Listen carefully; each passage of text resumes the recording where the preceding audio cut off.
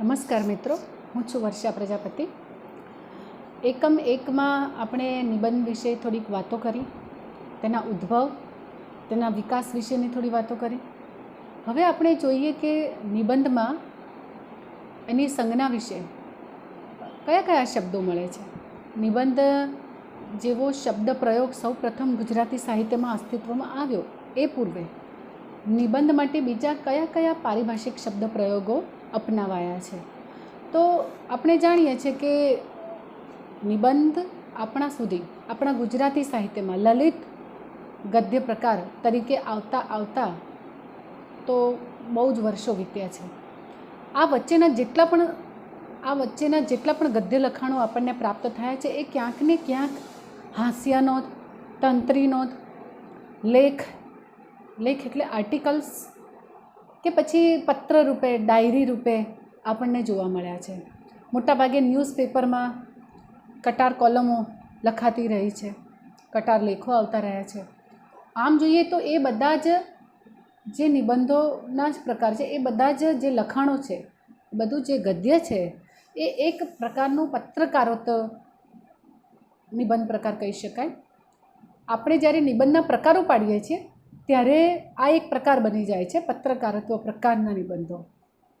જેમ સુધારક યુગમાં વ્યાખ્યાન શૈલીના ઉદ્બોધન કરતા જે ગદ્ય લખાણો મળતા હતા અને પછીથી તે નિબંધ તરીકે ઓળખાવાયા, એ જ રીતે ચિંતનાત્મક ગદ્ય પ્રકારના નિબંધો પણ આપણને વિકાસ રેખામાં જોવા મળે છે. તો આ નિબંધ વિશે આવી જુદી જુદી પારિભાષિક સંજ્ઞાઓ પ્રાપ્ત થાય છે. કોઈ કહે છે કે ડાયરી, કોઈ કહે છે પત્ર, કોઈ કહે છે હાસ્યનોંધ, તંત્રીનોંધ, સૂત્રાત્મક વાક્યો એવું પણ કોઈ કહે છે. અને વળી કોઈ કહે છે કે સાહિત્યિક માત્ર ગદ્ય રચના કે જેમાં સર્જક પોતે હોય. એ વાત બરાબર યોગ્ય છે. તો આ માટે આપણે એક શુદ્ધ શબ્દ તો નિબંધ છે અને અંગ્રેજીમાં એને આપણે એસે કહીએ છીએ, જે મોન્ટેને સૌ પ્રથમ આ શબ્દ પ્રયોજ્યો. એટલે ઉદ્ભવમાં પણ એના નિબંધ, શા માટે નિબંધ કહેવાય છે એ સંજ્ઞા વિચાર વિશે ઘણી બધી વાતો મળે છે આપણને. બહુ સરસ કહે છે પ્રિસ્ટલી લેખ માટે કે લિટરેચર ઓફ નોલેજ. લેખ માટે આ સંજ્ઞા તેમણે પ્રયોજી છે, લિટરેચર ઓફ નોલેજ. જ્યારે નિબંધ માટે સરસ કહે છે નિબંધ એટલે લિટરેચર ઓફ પાવર.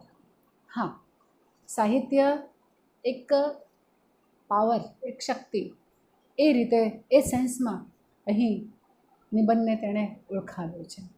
તો લેખ એની સાથે થોડી ભળતી સંજ્ઞામાં આવી શકે. લેખ કારણ કે લેખમાં આપણે કંઈક ને કંઈક ચિંતન રજૂ કરીએ છીએ, કોઈક કૃતિ વિશે આપણા વિચારો રજૂ કરીએ છીએ, સામાજિક ધોરણોને રજૂ કરતો કોઈ લેખ રજૂ કરીએ છીએ, વ્યવહારિક જીવન, આર્થિક જીવન.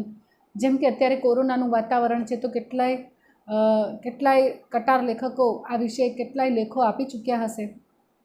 અવારનવાર આપણે વોટ્સઅપ મેસેજ, ફેસબુકમાં, ઇન્સ્ટાગ્રામ, આ બધામાં આપણે ક્યાંક ને ક્યાંક આવા નાના નાના લેખો જોઈએ છે. તો લેખ એ બીજું કંઈ નહીં, એક પ્રકારનું ચિંતનાત્મક ગદ્ય છે. એટલે નિબંધની નજીકનો જ એક એનો પેટા પ્રકાર છે.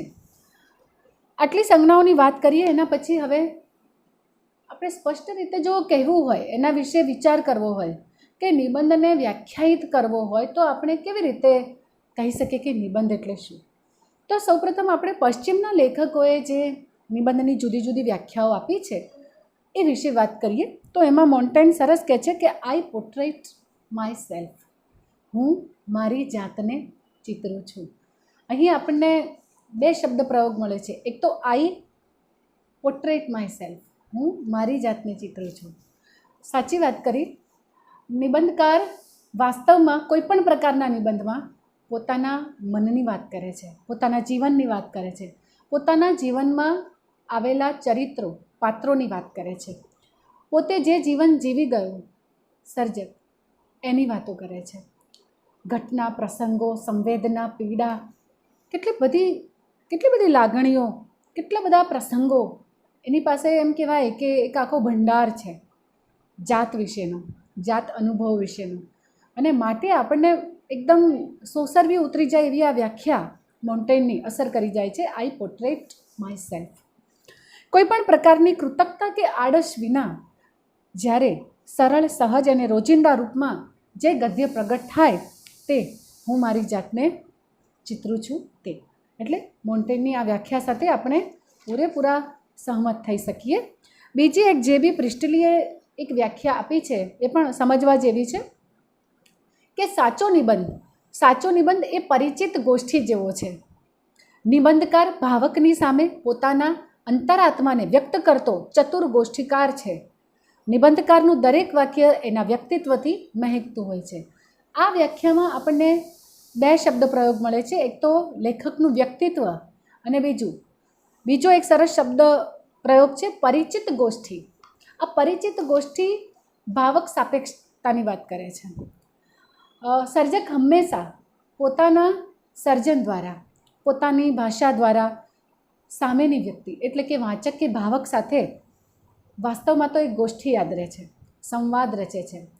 સામે ભાવક કે વાચક છે કે નહીં એ પછીનો મુદ્દો છે મિત્રો, પણ જ્યારે એ શબ્દસહ લખાણને પોતાના કાગળ પર ઉતારે છે, ડાયરીમાં ટાંકે છે, નિબંધ સ્વરૂપે આપે છે, ત્યારે તો એની સામે એક એવી ઇમેજિનેશન છે, એવી કલ્પના છે કે મારી સામે કોઈ ભાવક કે વાચક બેઠો છે અને એ બેઠો છે એ કલ્પનામાં રાચીને જ એ પોતાની જે સત્ય હકીકતો છે એનું બયાન આપતો જાય છે.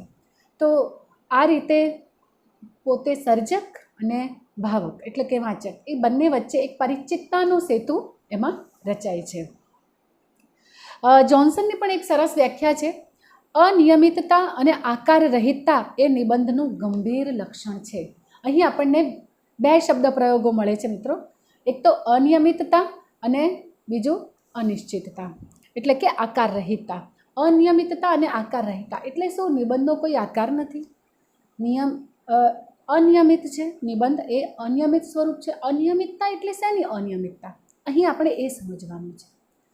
અનિયમિતતા ભાષાની, અનિયમિતતા સર્જકના ચિત્તના પ્રસંગોની, ઘટનાઓની, બરાબર, એના મનોલોકની વાત કરે છે સર્જક.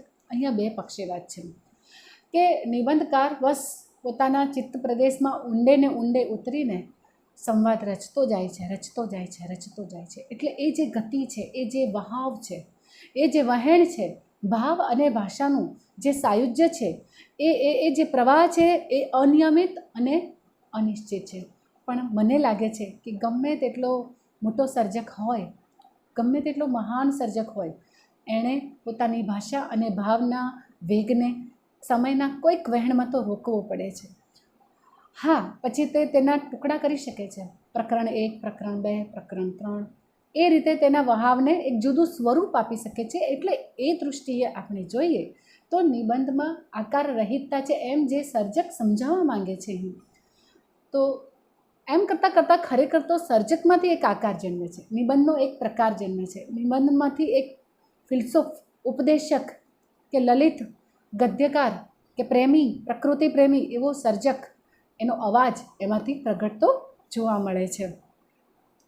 મરે નામના જે પાશ્ચાત્ય મીમાંસક વિવેચક છે, નિબંધકાર છે, એ સરસ વ્યાખ્યા આપે છે. આકાર નિશ્ચિતતા એ ગંભીર નિબંધનું મુખ્ય લક્ષણ છે. હવે એકમાં આકાર રહિતતાની વાત છે. હમણાં આપણા અગાઉના જે જોન્સને કહ્યું એમ આકાર રહિતતાની વાત કરી, જેમાં કોઈ આકાર નથી અથવા જે આકારથી પણ ઘણા આગળ છે, બરાબર, નિયમિત નહીં, અનિયમિત છે, અનંત છે, એ દૃષ્ટિએ વાત કરી. પણ મારે શું કહે છે? આકાર નિશ્ચિતતાની વાત કરે છે. એક આકાર રહિતતાની વાત કરે છે અને એક આકાર નિશ્ચિતતાની વાત કરે છે. એ એમ કે છે નિબંધનું એક ગંભીર લક્ષણ છે. તો આપણે એમની સાથે સહમત થઈ શકીએ કે હા, કોઈ પણ સાહિત્ય સર્જન હોય, કોઈ પણ સ્વરૂપ હોય, એમાં એક ચોક્કસ આકાર હોય છે અને નિશ્ચિત પ્રકારનો હોય છે. ત્યારે જ આપણે એના સાહિત્યના સ્વરૂપ તરીકે પણ ઓળખતા હોઈએ છીએ. બીજી એક વ્યાખ્યા છે હડસનની. હડસન શું કહે છે મિત્રો? સાચો નિબંધ તત્વતઃ વ્યક્તિત્વની ઉષ્માવાળો અંગત સ્વરૂપનો હોય છે. અહીં આપણને ફરીથી આ શબ્દ પ્રયોગ મળે છે જે જેવી પ્રિસ્ટલીએ કહ્યું હતું એમ, સાચો નિબંધ તત્વતઃ વ્યક્તિત્વની ઉષ્માવાળો હોય છે. મિત્રો, અહીં નિબંધમાં નિબંધકાર એ સેન્ટરમાં છે, એ મુખ્ય છે. કારણ કે અહીં આ નવલકથા નથી, આ ટૂંકી વાર્તા નથી કે માત્ર જીવનની એકાદ ઘટના, એની સંવેદના એક પ્રસંગ એનો વિસ્તાર કરી નાખે, બરાબર, એને કલાત્મકતાથી આપણી સામે રજૂ કરી દે, એવું નથી અહીં. અહીં કલાનું તત્વ છે, અહીં ભાષાનું સૌષ્ઠવ છે, બધું જ છે. જે સર્જનાત્મકતા વિકસાવવાની છે એ બધો જ આયામ વ્યાયામ અહીં કરવાનો છે. પણ અહીં સેન્ટરમાં છે લેખક પોતે, એટલે કે લેખકનો હું. એટલે મને અહીં સુરેશ જોશી જે જનાંતિકેમાં કરે છે ને હુંની વિસ્તાર લીલા, એ યાદ આવે છે. સર્જક નિબંધમાં વાસ્તવમાં હુંની વિસ્તાર લીલા કરે છે. પોતાની જાતના આઈ પોર્ટ્રેટ માય સેલ્ફ, જે મોન્ટેઇને કહ્યું છે ને એ રીતે પોતાની જાતને એ રીતે ચિત્રે છે કે એમાંથી જે પરિચિતતા પ્રગટે છે, વ્યક્તિત્વ ઉપસે છે, તે ભાવકને સીધું સ્પર્શી જાય છે. તો આ વ્યાખ્યા સાથે આપણે સહમત છીએ. સાચો નિબંધ એ તત્વતઃ વ્યક્તિત્વની ઉષ્માવાળો અંગત સ્વરૂપનો હોય છે, એટલે અંગત નિબંધ પ્રકાર પણ તમે અહીં કહી શકો. પેટરસન સરસ કહે છે, એક પાનાથી માંડીને 20 કે 30 પાનાની સંક્ષિપ્ત રચનાનું નામ નિબંધ, જેમાં વિષય નિરૂપણ અનૌપચારિક અંગત વાતચીતના સ્વરૂપનું વિશ્રંભ કથા જેવું હોવું જોઈએ. એટલે એમાં જે વિષય વસ્તુ પ્રગટે, નિબંધમાં જે વિષય વસ્તુ, જે વિષય પ્રવેશ કરાવે, તે જે શૈલી છે એ કેવી હોવી જોઈએ? વિશ્રંભ કથા. એક ધ્યાન, એક કાન માંડીને છેક એમ કહેવાય ને કરણું મૂળમાં જઈને કહેવાતી વાતો, જનાંતિક વાતો જેવી વિશ્રંભ કથા એ નિબંધમાં હોય તો એ સાચો નિબંધ છે. એટલે અહીં માત્ર કોઈ નિબંધનું ગદ્ય માહિતી પ્રદાન બની જાય, માત્ર ચિંતનાત્મક બની જાય, વ્યાખ્યાન શૈલીનું બની જાય, એવું નહીં. અહીં તો સર્જકને પોતાને અપેક્ષિત છે એવો સરસ શબ્દ પ્રયોગ એમણે કર્યો છે, વિશ્રંભ કથા. અને બીજો પણ એક શબ્દ પ્રયોગ ગમે એવો છે, અનૌપચારિક અંગત વાતચીત. એટલે આ વિશ્રંભ કથાની સાથે જોડાઈ જતો અર્થ સંકેત આપતો આ શબ્દ પ્રયોગ છે. આની માટે એક સરસ ઉદાહરણ લઈએ ને તો બે સખીઓ હોય અને બે સખીઓ વચ્ચે કેવી વાતો થતી હોય, પ્રેમની વાતો થતી હોય, પ્રિયતમની વાતો થતી હોય, પતિની વાતો થતી હોય, સમાજની વાતો થતી હોય. ત્યારે એક સ્ત્રી એટલે કે એક સખી બીજી સખીના કાનમાં જે વાતો કરે અને એનાથી બીજી સખીના કાન જે રતાશ પકડે, એટલે કે જે સુરેશ જોશીના શબ્દોમાં કહીએ તો જનાંતિક એવો ભાવ ઊભો કરે, તેવા પ્રકારનું જે ગદ્ય લખાણ છે, તેવા પ્રકારનું જે સર્જન છે એની અહીં વાત કરી છે. અને એ કેવી હોવી જોઈએ? તો કહે છે કે એ વિશ્રંભ કથા જેવી હોવી જોઈએ. પછીની એક સરસ મજાની વ્યાખ્યા છે હ્યુ વોકર બહુ સરસ કહે છે. શું કહે છે? હ્યુ વોકર કહે છે કે આદર્શ નિબંધમાં એક પ્રકારની હળવાશ હોય છે, તેમાં એના સર્જક અને ભાવક વચ્ચે એક પ્રકાર ખાનગી સંબંધ હોય છે. એટલે અહીં ભાવક અને સર્જક વચ્ચે ગોષ્ઠી ઊભી કરવાનો ઉપક્રમ છે, સંવાદ રચવાનો ઉપક્રમ છે, પરિચિતતા કેળવવાનો ઉપક્રમ જોવા મળે છે. ફરીથી બોલું છું, હ્યુ વોકર સરસ કહે છે, આદર્શ નિબંધમાં એક પ્રકારની હળવાશ હોય છે, એમાં સર્જક અને ભાવક વચ્ચે એક પ્રકારનો ખાનગી સંબંધ રચાય છે. એ તો વ્યક્તિત્વ, લેખકનું જે વ્યક્તિત્વ છે એ અને લેખકની જે શૈલી છે એની ઉપર નિર્ભર છે મિત્રો, કે આપણે જ્યારે પોતાની વાત કહેવાની શરૂ કરીએ ત્યારે એમાં આપણે અને આપણી ભાષા, આપણો મિજાજ, આપણા પ્રસંગો, આપણી ઘટના આપણે કેવી બખૂબીથી, કેવી કલાત્મક રીતે પ્રયોજીએ છીએ કે સામેવાળો એક ચિત્તે આપણી વાત સાંભળી લે. તો સાહિત્ય સર્જનમાં પણ આ પ્રકારનો નિબંધમાં આયામ વ્યાયામ, કસબ કરવો જ પડે છે. ક્રેવ સરસ કહે છે, જાજુ નહીં વિચારી શકનારા અને બુદ્ધિરહિત લેખકોને અનુકૂળ કલા પ્રકાર એટલે નિબંધ. મને લાગે છે આ થોડી નેગેટિવ, નકારાત્મક કહી શકીએ આપણે અને ના પણ કહી શકીએ, અને પોઝિટિવ પણ તમે લઈ શકો એવી આ વ્યાખ્યા છે કે જાજુ નહીં વિચારી શકનારા અને બુદ્ધિરહિત લેખકોને અનુકૂળ કલા પ્રકાર. પણ અહીંયા કલા પ્રકાર શબ્દ પ્રયોજ્યો છે, જે મને લાગે છે કે અહીંયા દિમાગ કરતાં હૃદયની વાત સાંભળવાની વાત છે. એટલે જાજુ નહીં વિચારવાની જે જાજુ નહીં વિચારવાનો જે અર્થ સંકેત કર્યો છે લેખકે આ તરફ છે કે જે હૃદયથી વિચારે છે, હૃદયથી વાતો કરે છે, એ બહુ જાજુ દિમાગનો ઉપયોગ નથી કરતા અને એટલે એક પ્રવાહમાં વહેવા જ લાગે છે, જેમાં બુદ્ધિની જરૂર નથી. પણ જ્યારે કોઈ સાહિત્ય સ્વરૂપ, કોઈ કૃતિ તમારી સામે આવે છે, સર્જકની સામે આવે છે, ત્યારે હું માનું છું કે તેમાં હૃદય પણ છે, તેમાં બુદ્ધિ પણ છે, વિચાર શક્તિ છે, અવલોકન શક્તિ છે. આ બધાના સંગમથી જ આપણે કૃતિને રચી શકીએ છીએ.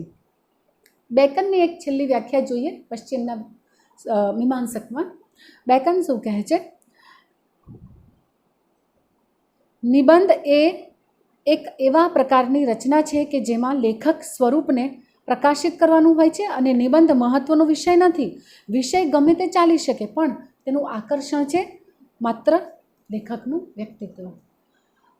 ગમે તે અહીં આપણને થોડી એમ થાય કે આ વ્યાખ્યામાં હજી આપણે એટલા મતલબ સહમત ના થઈ શકીએ, એટલા માટે કે લેખકનું વ્યક્તિત્વ એમાં સર્વતોમુખી છે, એ વાત એગ્રી બરાબર છે, પરંતુ એ ગમે તે વિષય નિબંધમાં ચાલી જાય એ તો આપણે કેવી રીતે કહી શકીએ મિત્રો? ગમે તે વિષય એટલે શું? આપણે કોઈ કટાર લેખક, આપણે કોઈ ન્યૂઝપેપરના કોલમિસ્ટ નથી કે આપણને એવી ફરજ પાડવામાં જ આવે કે તમારે આના વિશે ફરજિયાત લખવાનું. જો એવું હોય, અને એ પણ એક શિસ્ત છે કે એ સમૂહ માધ્યમ જોડાયેલો લેખક છે એટલે એને એમ કરવું એ પડે, એમાં કંઈ ખોટું નથી. પરંતુ નિબંધકાર, જ્યારે સાહિત્યની ભાષામાં આપણે વાત કરીએ ત્યારે એ નિબંધકાર પર એક નોખી જવાબદારી હોય છે અને એમાં તે સાહિત્યમાં ગમે તે પ્રકારનું સાહિત્ય લાવી શકતા નથી. કારણ કે આપણું જે સાહિત્ય છે એ જીવનમાંથી ઉદ્ભવેલું છે અને સમાજ સાપેક્ષ છે. એ વહેતું ક્યાં મુકાય છે? ફરીથી સમાજ પાસે, એટલે સામાજિક જીવનમાં જાય છે. અંગત જીવનમાંથી ઉદ્ભવે છે. દરેક વ્યક્તિના વ્યક્તિત્વમાંથી જે કંઈ પ્રાપ્ત અનુભૂતિઓ છે એ સર્જન બને છે. જ્યારે એ સર્જન વિશેષ બને છે, ત્યારે એ જ્યારે પ્રકાશિત થાય છે ત્યારે એક કરતાં વધારે વ્યક્તિઓ, ભાવકો, વાંચકોના સંપર્કમાં આવે છે, એક સમાજ સાથે જોડાય છે અને એટલે એ સાહિત્ય એને માટે હિત કરતા હોવું જોઈએ. મોટા ભાગે તો એવું બન્યું જ છે કે દરેક સાહિત્ય છે એ સમાજને ઉપયોગી અને હિતકારક બની રહે એ જ પ્રકારે લખાયું છે. એટલે અહીં આપણે ગમે તે એવો શબ્દ પ્રયોગ ટાળીને સમાજ ઉપયોગી અથવા જેમાંથી મનોરંજન, કલા, જ્ઞાન જેવા ઉત્તમ ગુણો પ્રાપ્ત થાય એવા પ્રકારનો શબ્દ પ્રયોગ અહીં આપણે જો મૂકીએ તો મને લાગે છે કે નિબંધની વ્યાખ્યામાં તે બરાબર બંધ બેસે છે. હવે આપણા જે ગુજરાતી નિબંધકારો છે એ શું કહે છે? એમાં નર્મદ કહે છે કે નિબંધ લખવો એ જેવી તેવી વાત નથી. મનની કલ્પના, વાક્ય રચના, વાક્ય યોજનામાં તે બધું આવવું જોઈએ. એટલે અહીંયા ભાષા માટેની વાત થઈ. નર્મદનો એ વિચાર બરાબર છે કે નિબંધ લખવો એ જેવી તેવી વાત નથી, પણ એનાથી એ નિબંધની વ્યાખ્યા સિદ્ધ થઈ જતી નથી. હા, એમાં નિબંધની ભાષા વિશે જરૂર આપણને અર્થ સંકેત કરે છે. નવલરામ શું કહે છે? નવલરામ કહે છે કે કોઈ પણ બાબત ઉપર પોતાના જે વિચારો હોય તે બીજાને બરાબર લખી જણાવવા તે નિબંધ. હા, કોઈ પણ વિશે આપણા જે વિચારો હોય એ બીજાને લખી જણાવવા, આ વ્યાખ્યા સાથે પણ હજી આપણે નિબંધની જે પૂર્ણ વ્યાખ્યા મળવી જોઈએ અથવા જેને આપણે નિબંધ કહી શકીએ, શુદ્ધ નિબંધ કહી શકીએ, એ પ્રકારે પ્રાપ્ત થતી નથી. પણ અહીં સર્જક અને ભાવક એની વચ્ચે આદાન પ્રદાનનો, જે વિચાર આદાન પ્રદાનનો, સંવેદનાનો જે સેતુ રચાય છે એ જરૂર આપણને પ્રાપ્ત થાય છે. વિશ્વનાથ ભટ્ટ કહે છે કે કોઈ પણ બાબત પર પોતાના વિચારોનો એટલે કે વિષયનો વિસ્તાર કર્યા વિના સાહિત્યોચિત શૈલીમાં ગંભીર મનોવૃત્તિથી જે કંઈ રજૂ થાય તે નિબંધ. અહીં મને બે શબ્દ પ્રયોગો ગમ્યા. એક તો સાહિત્યોચિત શૈલી, ગંભીર મનોવૃત્તિ, અને કોઈ પણ બાબત પર પોતાના વિચારોનો વિષયનો વિસ્તાર કર્યા વિના. એટલે ઘણી વખત સર્જક પોતાના હુંને ચિતરવામાં એટલો ખોવાઈ જાય છે કે એમાં એ પોતાના હુંની જ પ્રશંસા કર્યા કરે અને ખરેખર એને જે કહેવું છે, જે ઘટના, જે પ્રસંગ, જે વેદના, સંવેદના, એને એ જે લાગણીઓ કે વિચારો રજૂ કરવા માંગે છે એ રજૂ કરવાને બદલે એ ઘટના પર આવ્યા પહેલાં માત્ર પોતાના ગુણોનો વિસ્તાર કર્યા કરે, આત્મશ્લાઘામાં રચીને લખ્યા કરે તો તે પણ પૂર્ણ નિબંધ ના કહી શકાય. બરાબર? એટલે આપણને અહીંયા આ એક સરસ સભાનતાની વાત કરી છે સર્જકે કે અહીં સાહિત્યોચિત શૈલીમાં, એટલે સાહિત્યોચિત શૈલી કઈ હોવી જોઈએ એ હવે સર્જક પક્ષે વિચારવાનું હોય છે. અને ગંભીર મનોવૃત્તિ તો હોવી જોઈએ. મનોવૃત્તિ ભલે ગંભીર હોય પણ જે મિજાજ છે, જે રચવાની શૈલી છે, નિબંધ લખવાની શૈલી છે, એ પણ અતિશય ગંભીર હોય તો ભાવક કે વાચકને તે પસંદ પડતું નથી. જોકે સર્જક પોતાની રીતે સ્વતંત્ર છે. એ ક્યારેય ભાવકને આ ગમશે કે નહીં ગમે, વાચકને આ ગમશે કે નહીં ગમે એ વિચારીને નથી લખતો. એ તો બસ પોતાની મોજમાં પોતાના મનના તરંગોનો, પોતાના જીવનમાં બનેલી ઘટનાઓનો ઉઘાડ કરે છે અને પછી એનો પ્રતિસાદ કેવો પડે છે એ સમય પર છોડવાનું છે. મણિલાલ નભુભાઈ દ્વિવેદી કહે છે કે નિબંધ લખવાનો અર્થ અગાધ અને વિશાળ અનુભવની અપેક્ષા છે, જેમાં વિષયનો અર્થ બાંધી અને દ્રષ્ટાંતો વડે, શ્લોક વડે, અનુભવ ગ્રંથિ વડે, સૂત્રાત્મક વાક્યો વડે હૃદયને સ્પર્શે એવી શૈલીમાં જે પ્રગટ થાય તે નિબંધ. અહીં પણ મને લાગે છે નિબંધની શૈલી વિશે વધારે વાત થઈ છે. નિબંધ લખવાનો અર્થ એટલે અગાધ અને વિશાળ અનુભવની અપેક્ષા, એટલે અનુભૂતિની પણ વાત થઈ. મને લાગે છે અનુભૂતિ અને અભિવ્યક્તિ કોઈ પણ સાહિત્ય કૃતિના બે પરિમાણ છે. પછી તે નાટક, નિબંધ, નવલકથા, ટૂંકી વાર્તા, કવિતા જે પણ હોય એમાં સાહિત્યનો જે વિષય પ્રવેશ છે એ અનુભૂતિકારક હોય અને એમાં જે રજૂઆત છે એ અભિવ્યક્તિ હોય. તો અહીં બંને જે નિબંધના મુખ્ય લક્ષણ કહી શકાય, પરિબળ કહી શકાય એની વાત થઈ. કાકા સાહેબ કાલેલકરે બહુ જ શોર્ટ એન્ડ સ્વીટ એક જ વાક્યમાં કહી દીધું છે કે નિબંધનું મુખ્ય લક્ષણ વાચક સાથે પરિચિતતા કેળવવાનું છે. હા, મને અહીંયા જે બી પ્રેસ્ટલીની જે વ્યાખ્યા છે એમાં પરિચિત ગોષ્ઠી શબ્દ પ્રયોગ જે એમણે કર્યો તો એ મને બરાબર અહીં યાદ આવે છે. તો કાકા સાહેબ કાલેલકર સરસ કહે છે કે નિબંધનું મુખ્ય લક્ષણ વાચક સાથે પરિચિતતા કેળવવાનું છે. બિલકુલ, લેખક લખે છે એટલા માટે કે કોઈ એને સાંભળે. જે મનુષ્યને કોઈ સારો દોસ્ત નથી, સારો મિત્ર નથી, પાકો દોસ્ત નથી, એવા મનુષ્યો અંતર્મુખી થઈ જાય છે અને ધીરે ધીરે એમાંથી સાહિત્યનું સ્વરૂપ સર્જાય છે. પછી તે નિબંધ બની જાય છે, કાં નવલકથા બની જાય છે, કાં ટૂંકી વાર્તા અને કાં કવિતા. તો આ રીતે પણ તમે જુઓ તો જ્યારે લેખક કંઈ બોલે છે, લખે છે, ત્યારે સ્વાભાવિક છે કે તેની સામે નામ દઈને કયો ભાવક કે વાચક ઉપસ્થિત છે એને નથી ખબર, પણ કોઈક છે અને કોઈકની હાજરી જાણે અનિશ્ચિત હાજરી છે અને એ અનિશ્ચિત હાજરી હોવાને કારણે આટલું લખી શકે છે કે કોઈક તો સાંભળશે, કોઈક તો વાંચશે અને બસ એ જ ધૂન કહો કે એ જ એનું ધ્યાન કહો કે એ જ એની એક દખના કહો, એમાંથી જ એનું સાહિત્ય એક પૂર પ્રવાહમાં જે શબ્દ, ભાવ અને ભાષામાં ઓગળીને વિસ્તાર પામીને બહાર આવે છે એ નિબંધનું રૂપ લઈ લે છે. સુરેશ જોશી સરસ કહે છે કે સર્જનાત્મક ગદ્યવાળી શૈલીમાં લખાયેલી રચના એટલે નિબંધ. સર્જનાત્મક ગદ્યવાળી શૈલીમાં લખાયેલી રચના એટલે નિબંધ. અહીં સર્જનાત્મક ગદ્યની જ વાત છે. ટૂંકમાં જ્યારે આપણે સર્જનાત્મક ગદ્યની વાત કરીએ ત્યારે ફરીથી આપણે સાહિત્યના એ જ પરિબળો પાસે જવું પડે. ભાવ, ભાષાની વાત કરીએ ત્યારે આલંકારિક શૈલી, સંવાદાત્મક શૈલી, એવી ભાષા કે જે વ્યવહારના જીવન કરતાં તદ્દન જુદી, હૃદયને સ્પર્શે તેવી અને મન બુદ્ધિમાં સંસરવી ઉતરી જાય, ઊંડે ઊંડે તેની સ્મૃતિ રહી જાય એવા પ્રકારની જે ભાષા રીતિ છે એ જ કદાચ સર્જનાત્મક ગદ્ય બની જાય છે. તો સર્વાનુમતે હવે આપણે આ વ્યાખ્યાઓને ભેગી કરીએ અને બાંધવી હોય તો મને જે સૂઝ્યું છે હું તમારી સામે દર્શાવું છું કે નિબંધ એટલે શું. તો નિબંધ એટલે એવી ગદ્ય રચના કે જેમાં લેખકનું આગવું વ્યક્તિત્વ ઉભરે અને તેની સર્જનાત્મક ભાષાની મોહકતા ભાવક વાચકના ચિત્તમાં વિસ્તરે, જેને પરિણામે સર્જક ભાવકનું એકાત્મ ભાવ રચાય એવા વિષય પરિવેશ અને ભાષા સંરચનાથી ગ્રથિત લયાત્મક, આલંકારિક અને સહજ ગદ્ય પદાવલી એટલે નિબંધ. અહીં મેં ઘણા બધા શબ્દ પ્રયોગો અહીં આવરી લીધા છે. એટલે ફરીથી જો હું વ્યાખ્યા રિપીટ કરું તો નિબંધ એટલે એવી ગદ્ય રચના કે જેમાં લેખકનું આગવું વ્યક્તિત્વ ઉભરે અને એની સર્જનાત્મક ભાષાની મોહકતા ભાવક વાચકના ચિત્તમાં વિસ્તરે, જેને પરિણામે સર્જક ભાવકનું એકાત્મભાવ રચાય એવા વિષય પરિવેશ, ભાષા સંરચનાની લયાત્મક, આલંકારિક અને સહજ ગદ્ય પદાવલી એટલે નિબંધ.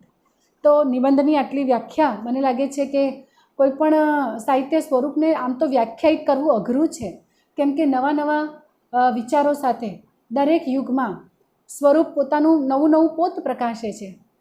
કૃતિ હોય તો કૃતિ પણ કૃતિનો લેખક જ્યારે કોઈ કૃતિ રચે છે, સુધારક યુગની કૃતિઓ જુઓ કે પંડિત યુગની કૃતિઓ જુઓ, ગાંધી યુગની કૃતિઓ જુઓ, અનુગાંધી યુગની કૃતિઓ જુઓ, તો બધા પર એક સમયનો એક પટ વિસ્તરાયેલો છે અને એને કારણે એમાં વિવિધતા, નવીનતા હંમેશા પ્રગટતી હોય છે. આપણે સ્વરૂપ માટે પણ એમ જ જોઈશું કે આપણે એને જેટલા પણ સંક્ષિપ્ત શબ્દોમાં પ્રગટ કરવાની કોશિશ કરી શકીએ એટલામાં આપણે સીમિત કરી શકીએ. બાકી કોઈપણ સંજ્ઞા, કોઈપણ સાહિત્ય સ્વરૂપની સંજ્ઞાને વિસ્તારવી, પ્રગટ કરવી, મને લાગે છે દર વખતે આપણે કંઈક ને કંઈક અધૂરું મૂકી દઈએ છીએ. એ છૂટી જવાની જ કલા છે. આમ તો પેલું કહેવાય છે ને કે કોઈ પણ સર્જક જ્યારે કૃતિ રચે છે ત્યારે એ જે કંઈ રચે છે એમાં એવું પણ કંઈક રચે છે જે ભાવકે અને વાચકે કાન ધ્યાન દઈને સાંભળવાનું હોય છે, શોધી કાઢવાનું હોય છે. Between the line, between the word, between the text, આ શોધવાનું કામ ભાવકનું છે અને એ મૂકી દેવાનું કામ સર્જકનું છે.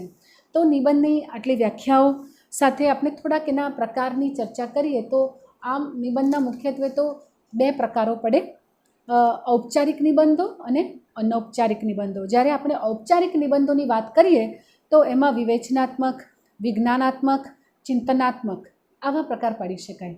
વિવેચનાત્મકમાં કોઈ પણ કૃતિ હોય એના અવલોકન, એના ગ્રંથ અવલોકન, આસ્વાદ, વિવેચન વગેરે આપણે સમાવી શકીએ.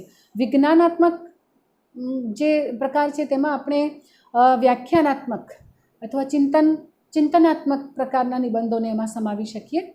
ચિંતનાત્મક તો છે જ, જો કે ત્રીજો પ્રકાર. અનૌપચારિક જે નિબંધ પ્રકાર છે એમાં અંગત નિબંધ, પર્સનલ, જેને પર્સનલ એસે કહીએ છીએ તે, ચરિત્રાત્મક નિબંધ જેને આપણે રેખાચિત્ર કહીએ છીએ, વર્ણનાત્મક નિબંધ, ખાસ કરીને પ્રવાસના નિબંધો આ પ્રકારના હોય, લલિત નિબંધ, લલિત ગદ્યવાળા નિબંધ જેમાં આપણે વતન પ્રેમની વાત કરીએ, જેમાં આપણે શૈશવના સ્મરણોની વાત કરીએ, જેમાં આપણે પ્રકૃતિની વાત કરીએ.